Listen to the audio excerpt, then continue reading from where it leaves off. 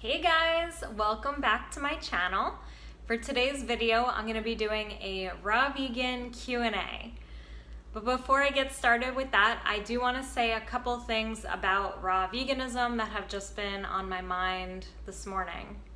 So the first is that things are constantly changing, and for me, I find that when especially it comes to diet, something works for like a while maybe, but then I end up needing to change something.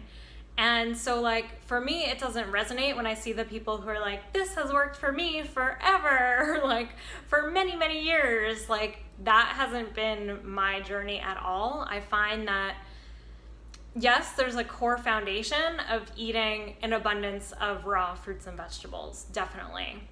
But how I go about that or the minor tweaks within that are constantly changing. So like I'm constantly experimenting, and it is an ever-changing process to find what truly works, because it may work for a certain period of time, but then something changes and then it's something new that I have to find like what really works again in this new period of time.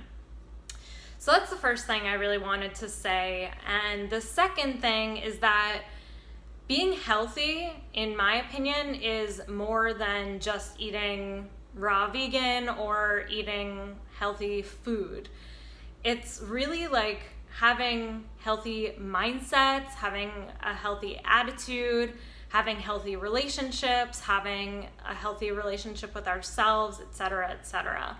So that's another thing that I just feel like is really important to state. And when I work with my coaching clients, this is something that we often go much deeper into, is having the healthy mindset so that everything in their life can feel really good, life can feel fun, and they can have really good overall health.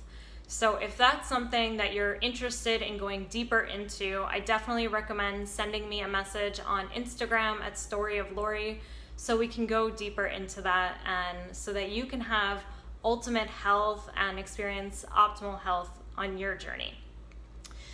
So now I'm just gonna dive right into the questions. So basically I've compiled some questions that I've gotten from clients and from followers, and so yeah, I'm just gonna answer those today. So the first question is, do I meal prep and do I have any tips for meal prepping? So I don't really meal prep because I work from home, and so I don't have to like pack anything up to like be prepared to be somewhere else. But I did work with a client who I was living with, and so for him, I do have certain things that I learned that I can share with you today in terms of meal prepping that enabled him to be able to go out and do his work and easily maintain his raw vegan lifestyle. So the first thing is to prepare like your juices or whatever drinks you want to have. So if it's juices or smoothies, just have one size container so that you can get used to how much you need to get in order to like fill that container. So how much celery, for example, you would need to buy to have the celery juice for your container, or how many bananas you would need to buy to fill up your smoothie container.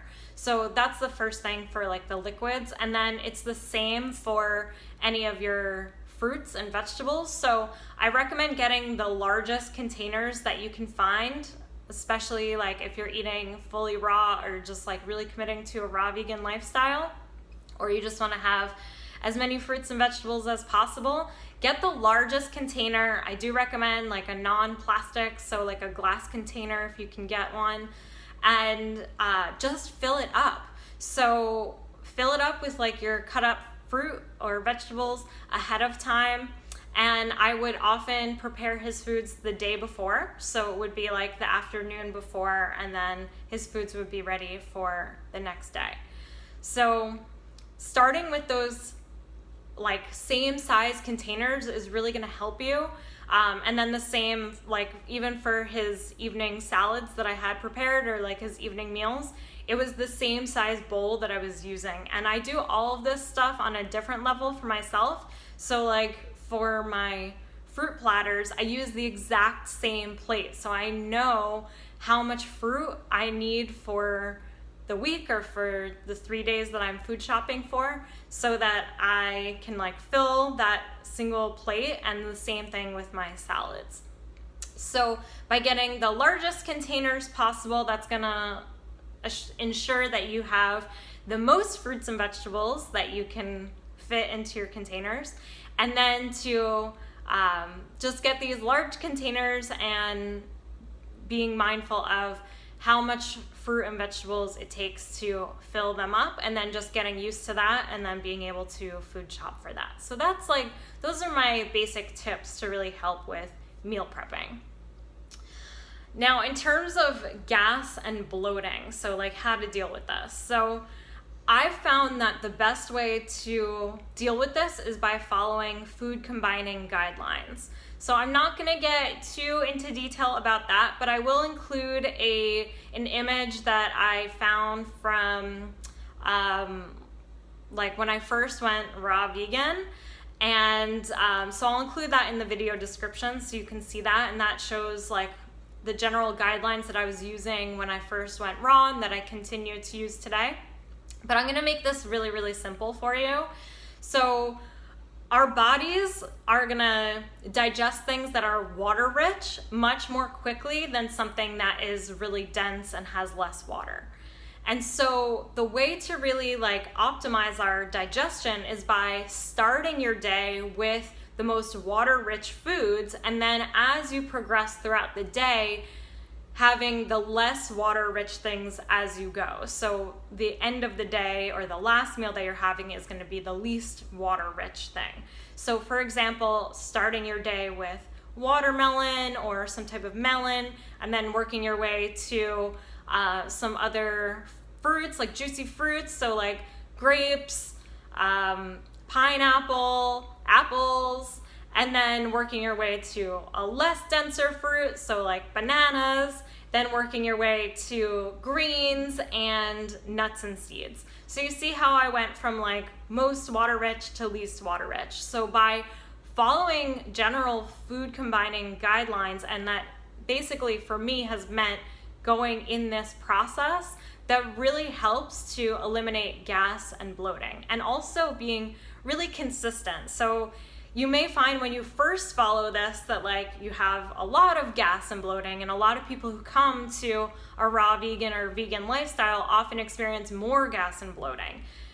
The body needs time to heal. So that's totally normal that it may spike in the beginning, but if you stay consistent and you just have trust and patience with your body and with the process, then over time it should get better, and you should basically eliminate gas and bloating if you really commit to this. And I definitely want to say something I didn't say in the beginning, of course. I'm not a medical professional, and I do recommend consulting with a trusted healthcare professional. This is just based on my experience and my journey. Okay. So is having a raw vegan fruitarian lifestyle, do you have too much sugar? Is having so much fruit too much sugar?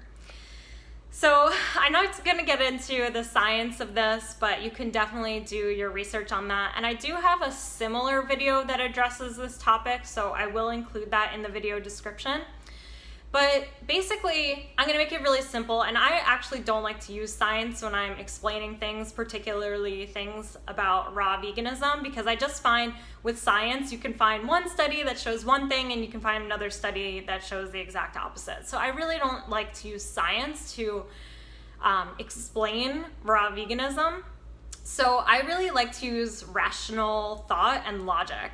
And so for me, the thing that really resonates and makes sense is like, our closest relatives in the animal kingdom are the primates, right? And what do they eat? Like they eat an abundance of bananas and fruit. That their diet is just very high in fruit. And our genetic structure, our bodies are very similar to the primates. Like we're very, very, very closely related. So like, why would our diet be very different or really that much different than theirs. It really wouldn't be. And just like based on a lot of things in our bodies, it makes a lot of sense that we consume a high fruit diet, and we're eliminating the word sugar right now. So like we have eyes that allow us to see a wide spectrum of color. So like we can see fruit, we can see when fruit is ripe. That makes it really easy for us. We have hands and fingers that make it really easy for us to just find fruit and like grab it right off the tree. Based on our digestion and our digestive system, it makes sense that we would eat fruit. Our desire to have sugar and sweet things, like, and I know people say like they don't have a sweet tooth, and for me that doesn't really resonate. Like for my whole life, I always was like a candy and sweets like addicted person. Like I just couldn't get enough sweet things, and so naturally our taste buds are equipped to desire sweet things, to desire that fruit, that sugar. And there's a lot of other things that just kind of our teeth structure, like there's so many things. If I can find, there's a really good chart or table or whatever that breaks it down, that explains that or shows that we're really like frugivores or frugivores. So if I can find that really good chart, I'll include that in the video description as well. So now just like bringing sugar into it. So like the first thing that I could really say is like, are the chimps and the monkeys, like, are they concerned about having too much sugar? Like, they're not really thinking about that, you know? They're just like really in tune with what their body is desiring. And like the word sugar is like totally irrelevant for them. And in other words, it's like society and institutions and like all these beliefs that we might have. Like I personally never really had a belief that like, I didn't have a fear about like having too much sugar. Like I said, I was always like having a lot of candy. I knew it wasn't optimal for me to have like processed sugar, but I wasn't afraid that it was really gonna like do that much harm in my body.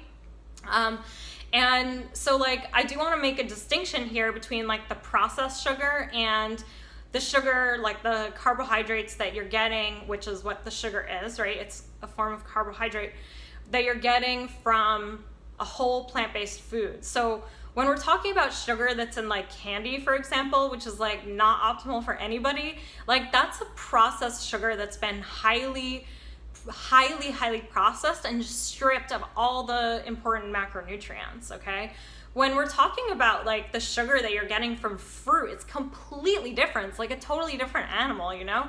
And so like the fruit, the sugar that you're getting from fruit, it's like, it includes like all these other nutrients in it. Like when you're having a whole plant-based food, you're getting the carbohydrates, you're getting the fat, you're getting the fiber, you're getting the protein, like every single whole plant-based food. So whether that's, and that's not just exclusive to fruit, that's also like vegetables and nuts and seeds and like all the plant-based foods, all whole plant-based foods. So any food that you find naturally in nature that hasn't been altered in any way has all these macronutrients, and then it has all the other nutrients. So it has the vitamins, the minerals. And so when you're having that sugar, that carbohydrate that's coming from this whole plant-based food, that's good. That's what our bodies run on. And our bodies need to have like that whole complete system. When you're having it from like a candy, it's completely different. It doesn't have any of those things. So it's like two different animals, you know? So our bodies really thrive. Our body's first and primary source of energy does come from carbohydrates. This is not something that like anyone would dispute. Like anyone who knows anything about health and nutrition would definitely agree with that. And so like I said, I'm not going to get into like the nitty gritty of all this, but I just wanted to like give you this high level understanding so that you can feel really like safe and that you can feel really like okay with having the sugars that are coming from fruit. Like all whole plant-based foods have sugar. So almonds have sugar, have carbohydrates. They just have these macronutrient ratios in a different amount, but like our bodies thrive on these carbohydrates. It's our body's primary source of energy. And it's the same for the primates, and so why would it be different for us? Okay. Then do I count calories? I do not, but I do have a general sense of the amount of calories and how much food I need to consume, because I've been living a raw vegan lifestyle for 5 years now.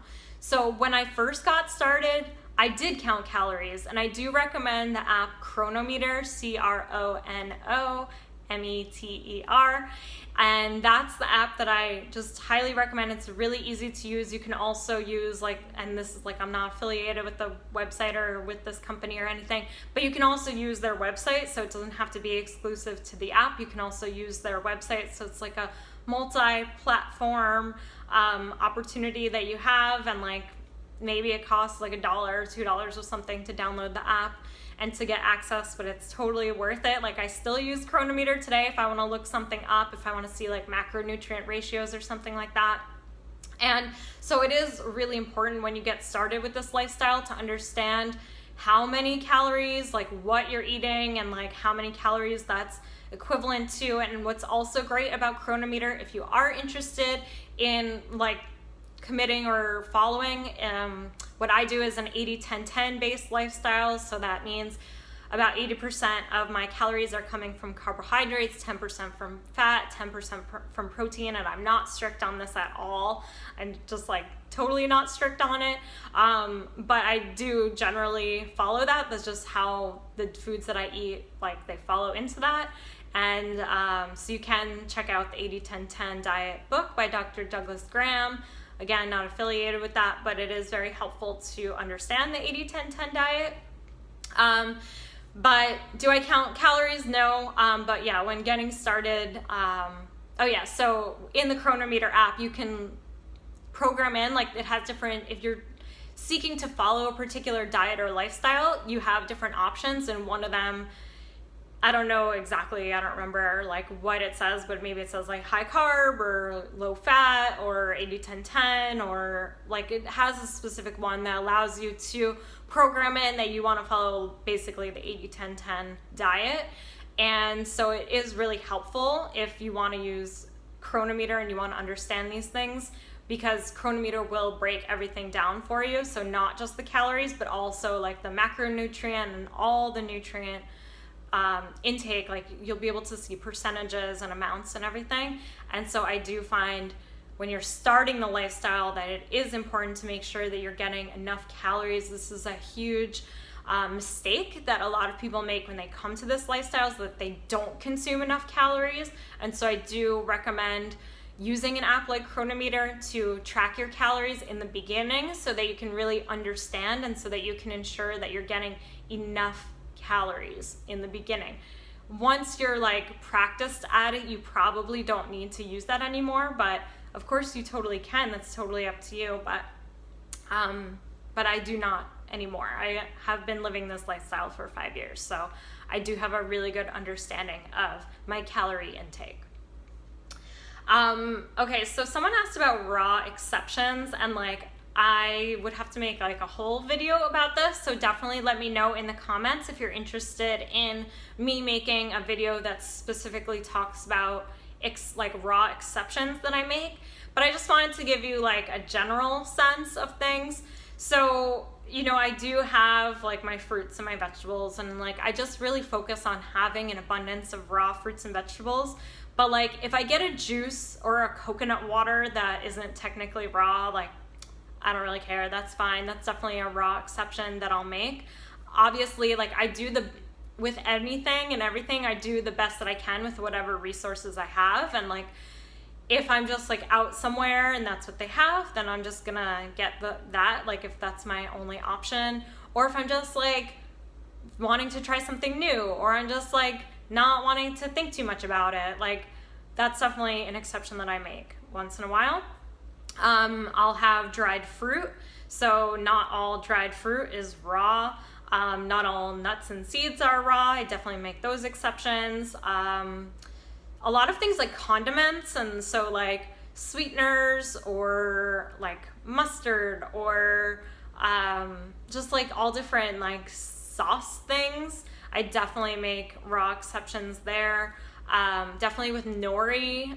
So I generally prefer to get the raw nori, but sometimes I'll just get like the toasted nori, and I do have the rice paper wraps. So basically, like all of these things, as you can see, they're just like ways for me to get more fruits and vegetables, you know? So like if by having the rice paper roll, like wraps and the rice paper rolls, like is a way for me to have like way more fruits and vegetables than I would have if I was like really, really strict on like eating fully raw, then like obviously I'm going to make the exception, because it's really like I'm focusing on having more fruits and vegetables rather than like, oh my god, like where am I eating like cooked things, or like focusing on like those exception things. Like I'm focusing on just like what's going to get me to eat the most amount of fruits and vegetables today. So that's generally like more of my thought process than like the specifics, but those are definitely some examples. Those are like the major examples of the exceptions that I make. And then the last question is, do I take supplements? And I'm trying to think, yeah, the only supplement that I've really ever taken has been B12. And so this is something that even if you're not raw vegan, and even if you're not vegan, is something that you probably want to look into, because even people who are not vegan or vegetarian actually do have like low B12. And so this is not like something that only vegans or raw vegans or vegetarians need to be thinking about. It's definitely something that anyone and everyone should be looking into. And so I do take B12 supplements when I think of it. So it's not something I take every single day, like all year long. It's like I'll go through a phase where like I'm having B12 for maybe like a month or two, and then I'm probably not thinking about it for months, and then like I have it again, because our body recycles nutrients. And so it's not like we need to get every single nutrient that we need like every single day. It's basically like our body like stores these nutrients, so we don't need to get them every single day. But like, again, not a health professional, definitely do your research, consult your trusted healthcare professional. This is just what works for me. And so yeah, I do take B12 supplements. I tried a whole variety of different kinds, like spray in your mouth, gummies, pills. I haven't done like a shot, but that definitely is an option. And I don't have like one specific one that I recommend that is like better than all the others. But definitely one thing you do want to look into is like there's different forms of B12. So just do your research on that to make sure that you're getting one that resonates for you, that's going to be optimal for what you're seeking on your health journey. Again, like I don't have a specific one that I recommend. I just like do a lot of experimenting and see what works for me. And so that's basically it. So yeah, those are all the questions.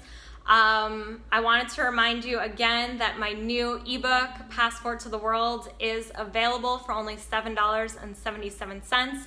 It has 12 amazing, globally inspired, easy to make raw vegan recipes that only require just a handful of ingredients, no special equipment.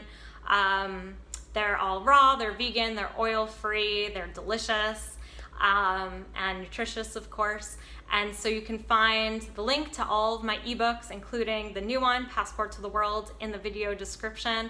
And again, if you want to go deeper on your health journey and you really want to navigate your raw vegan lifestyle, or you just want to go deeper with your health, make it more than about the food, but just having a healthy mindset, feeling healthy overall, and just feeling this overall sense of health and feeling good, definitely message me at Story of Lori on Instagram to inquire about my coaching, so that we can work together potentially, and so that you can be on your optimal health journey.